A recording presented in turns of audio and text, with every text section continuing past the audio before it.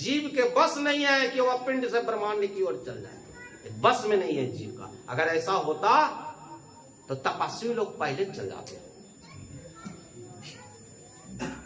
तो कहते हैं जेही कार्य ने सिद्धिया पचे, बड़े बड़े अवधु बड़े बड़े तपस्वी पच गए, लेकिन कबीर साहब कहते सो गुरु कृपा ते पाइया। माने गुरु की कृपा कैसी होती है सोच सकते हैं। अरे जीवन में अगर कबीर साहब ने देखे होंगे कि गुरु कृपा क्या होती है, तो मैं भी डंके की चोट पर कहता हूं कि मैं भी उस गुरु कृपा का ही फल हूं, जिसने मेरे जीवन में 4 चांद लगाने का काम किया है।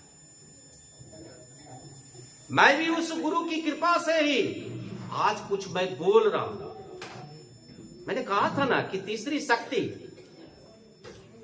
मैं कभी अकेला नहीं रहता हूं,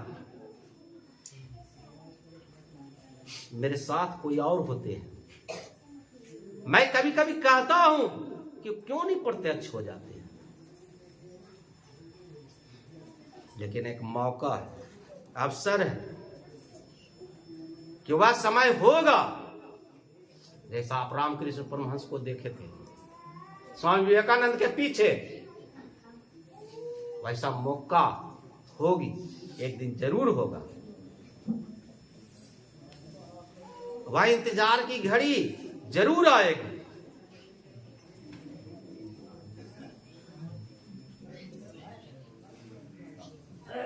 एक गुरु की भक्ति हम तभी कर सकते हैं जब गुरु पर पूर्ण भरोसा होना चाहिए। आप सोच सकते हैं कि अष्टावक्र जी गए थे किनके यहां? राजा जनक के दरबार में। बताइए 8 अंक के टेढ़े बेचारे थे। आज जितना विद्वान पंडित था सब हंस दिए। कौची? रुपये देख करके ठठा अटास करके हंस दिए। तो ये भी जो है अष्टावक्र जी क्या किए, ये भी और जोर से हंस दिए। तो प्रश्न उठ गया भाई, हंसते हंसते में प्रश्न उठ गया। बताइए, ये प्रभु मैंने तो आपके शरीर को देख करके हंसा था, आपने कौन चीज देखे जो आप हंस दिए? कहीं मैंने सुना था कि राजा जनक के दरबार में नवरत्न पंडित दुआ करते थे, लेकिन यहां तो कोई पंडित नजर ही नहीं आता, यहां तो कुछ चमार है। आप सोच सकते हैं कि राजा के दरबार में कोई इस तरह की बात करने वाला को क्या दंड होगा। जैसे आप देखे ना, संसद भवन की कार्रवाई चल रही थी, 2 लड़का जो है घुस गया। खाली नहीं घुसा, स्मोक बम लेकर के घुस गया। इतनी मिनोरिटी फोर्स रहने के बावजूद भी वो कदम धर दिया संसद में। सोच सकते हैं कि कैसे गया होगा? क्या बिना कोई योजनाबद्ध तरीके से ही गया होगा? किसी के पैरवी के बगैर ही चल गया होगा? जब तक कोई उसका साथ नहीं होगा तब तक वहां पहुंच नहीं सकता है। इसी तरह से जब तक जिसके जीवन में गुरु नहीं होगा, कभी वहां जहां पहुंचने की योजना बना रहे हैं ना, कभी जीवन में सोच नहीं सकते कि हम पहुंच जाएंगे। वहां वही पहुंचेगा जिनका जीवन पर, जिनके माथे पर गुरु का दया हो। बिना गुरु के दया के कोई नहीं पहुंच सकता। हम दया मांगना चाहते हैं, आप लोग आशीर्वाद मांगना चाहते हो। आशीर्वाद सर्वनाश का प्रतीक है। जिसका आशीर्वाद मिला उसका सर्व नाश हुआ है, इतिहास है मेरा। आज जिनके ऊपर दया हुई उसका जीवन कल्याण हुआ। तो दया की भीख मांगनी चाहिए, आशीर्वाद कभी मांगनी नहीं चाहिए। मैं बार बार कहता हूं कि मेरे पैर को मत छुओ, ये पैर को छूने से कोई लाभ होने वाला नहीं है, लेकिन कौन सुनता? इसी में बदनाम मैं हूं। अरे मैं गुरु नहीं हूं, मैं तो भक्त हूं। मैं भेद की बात नहीं बताता हूं। क्यों? कि मैं भेद रहित हूं।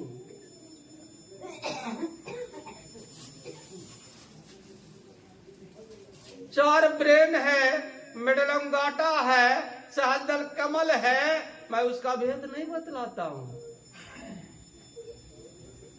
भेद अगर बतलाने से किसी जीव का लाभ हो जाता तो बहुत सारे लाभ ले लेता। मैं तो चाहता हूं कि वहां चल ही जाओ। बतलाने से तुम नहीं जाओगे, भक्ति करोगे तो वहां डायरेक्ट ही चल जाओगे। क्या कहें?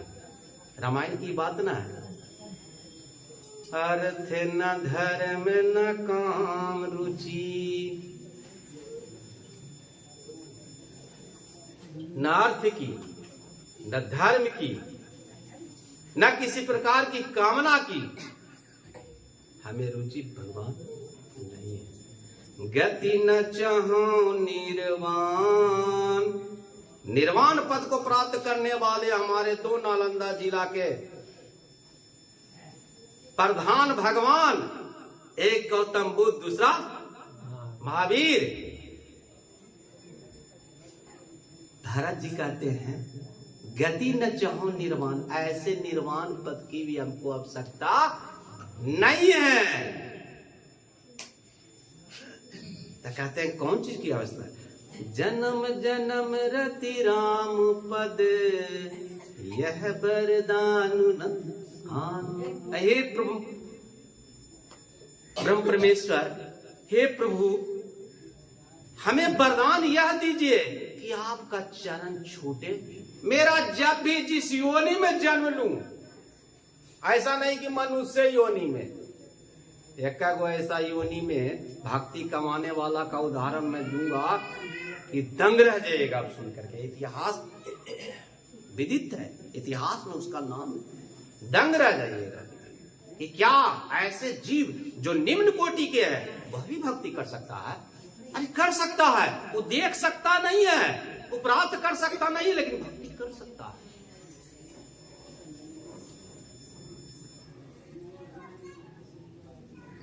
तो हे प्रभु मुझे वह चरण छूटे नहीं, मैं जिस योनि में रहूं आपका चरण छूटे नहीं। इससे बढ़िया वरदान तो और कुछ नहीं हो सकता।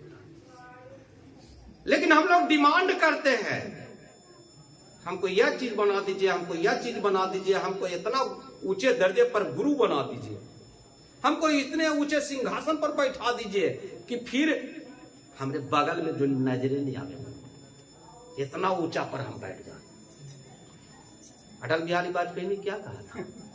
जब प्रधानमंत्री के पद पर जो है आसीन हो रहे थे, तो उन्होंने संबोधन में कहा था कि हे प्रभु, हे परब्रह्म परमात्मा, मुझे इतना मत उठाना, मुझे इतना ऊंचा मत ले जाना जहां जाने के बाद लोगों को देख ही नहीं सकते, माने लोग दिखे ही नहीं, ऐसी ऊंचाई मत देना। एक राजनीतिक सैर करने वाला, एक प्रधानमंत्री के पद पर बैठने वाला का ऐसा उद्बोधन होता है, आप सोच सकते हैं एक भक्त का कैसा होना चाहिए दिमाग। मुझे कोई पद की आवश्यकता नहीं प्रभु,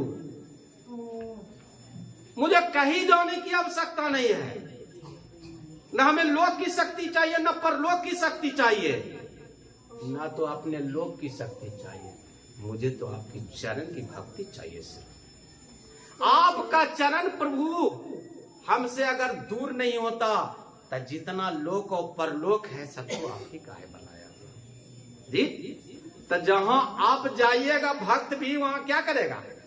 जाएगा कि नहीं जाएगा? संदीपनी ऋषि के दो शिष्य प्रधान, एक सुदामा एक कृष्ण।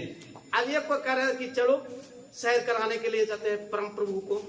अब सुदामा जी हट कर देते क्योंकि कृष्ण से बड़े थे, पहले से वो थे शिष्य, आप कहते हैं कि नहीं, आप नहीं जाने योग्य। वो कहते हैं, इसी जगह मैं बात कर रहा था अद्वैतवाद, द्वैतवाद, द्वैताद्वैतवाद, उसी जगह से हुआ।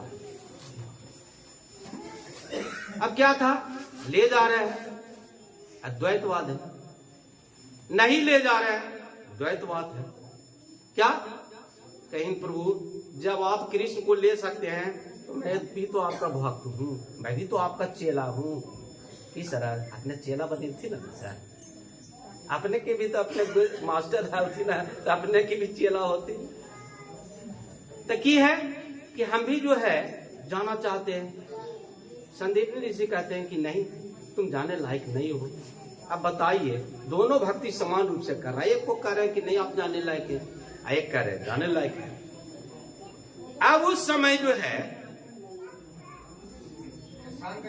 दोनों को छोड़ करके कृष्ण जी का क्या संवाद हुआ कि हे गुरुदेव, जब आप की जो है योजना हमको ले जाने की है, तो मेरे भैया जो है सुदामा जी है, ये भी आपके शिष्य है। जहां तक होगी जाएंगे, जहां तक नहीं जाने का रहेगा तो वहां से घूर जाएंगे। क्या आप क्यों नहीं चाहते? तो उस जगह भक्त की जो प्रश्न है उसका उत्तर बहुत अच्छे ढंग से उन्होंने दिया है कि नहीं ठीक है चला जाए। तो कृष्ण जी सदा साथ चलते गए, लेकिन सुदामा बीच में अटक गया, सुदामा नहीं जा सका। उसी तरह से हम उस गुरु के शिष्य हैं जो ले जाना तो चाहते हैं, लेकिन हमारे साथी जो है जाना चाहते हैं लेकिन जान नहीं सकते। हम कहते हैं क्यों नहीं ले जाते हैं? आप उनकी भी, आपके वो भी चेला है, आप उनके वो भी आपके शिष्य है, क्यों नहीं ले जाना चाहते? मैं जाना नहीं चाहता हूं तो भी हमको ले जाना चाहते हैं, और जाना चाहता है तो ले जाना नहीं चाहते हैं। ये कैसा गुरुदेव आपका द्वैतवाद है? कृष्ण जी का द्वैतवाद है और सुदामा जी का द्वैतवाद।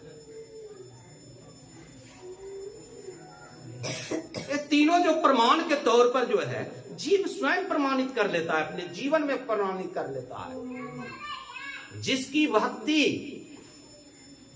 समर्पित होगी, हमको यह पता नहीं लगता है कि उस भक्त का कल्याण नहीं होगा। उस जीव का तो कल्याण सदा होगा, और से भक्त के ही बस में होते हैं भगवान। जो उनकी भक्ति करते हैं उन्हीं के बस में होते हैं। जो ऐसा भक्ति नहीं करेंगे तो उनके बस में नहीं रह सकते। आज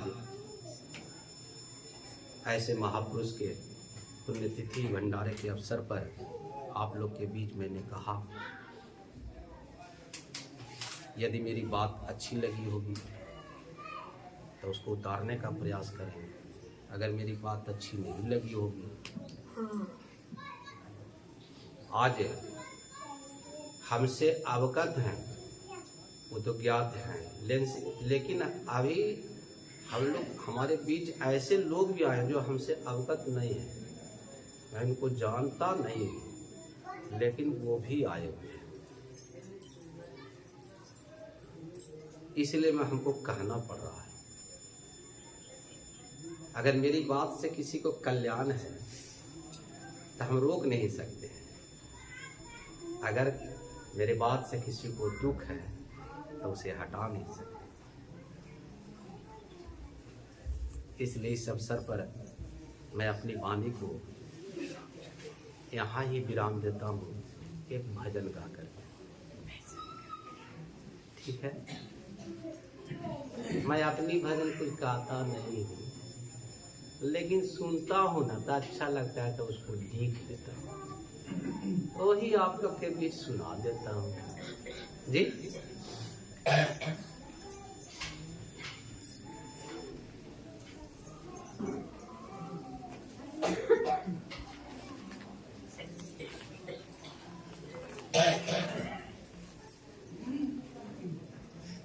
एक कवि एक समय के बारे में अपना जो है वाणी लिखता है। क्या लिखता है? वक्त हंसाए वक्त रुलाए, वक्त बड़ा बलवान सुनो। 14 बरस बने बनवासी, स्वयं राम भगवान सुनो। वक्त हंसाए वक्त रुलाए, वक्त बड़ा बलवान सुनो।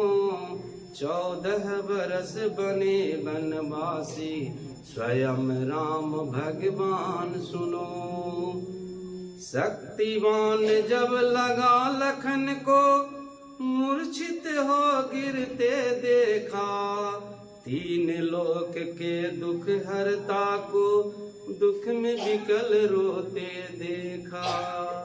शक्तिवान जब लगा लखन को, मूर्छित हो गिरते देखा।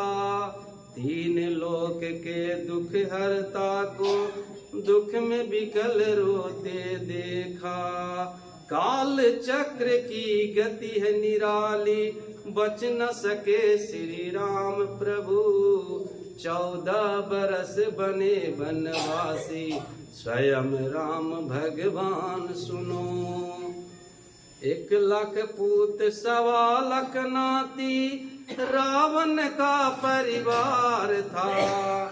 पल में हो गया सर्वनाश, बस समय का क्रूर प्रहार था।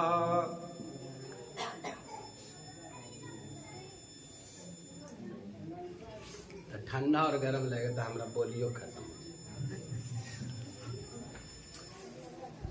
1 लाख पूत 1.25 लाख नाती, रावण का परिवार था।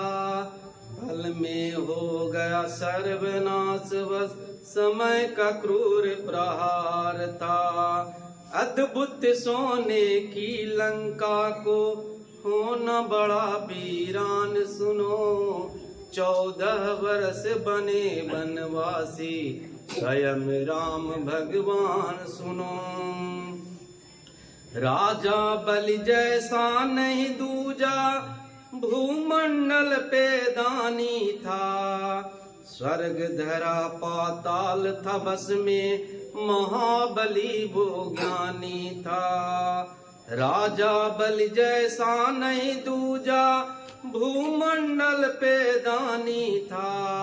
स्वर्ग धरा पाताल था बस में, महाबली वो ज्ञानी था। वामन रूप में छले श्री हरि, टूट गया अभिमान सुनो। 14 बरस बने बनवासी, स्वयं राम भगवान सुनो। कभी रात कभी दिन का आना, कभी धूप कभी चांदनी। वक्त हिलाए सावन पतझड़, और बसंत की रागनी। कभी रात कभी दिन का आना, कभी धूप कभी चांदनी। वक्त हिलाए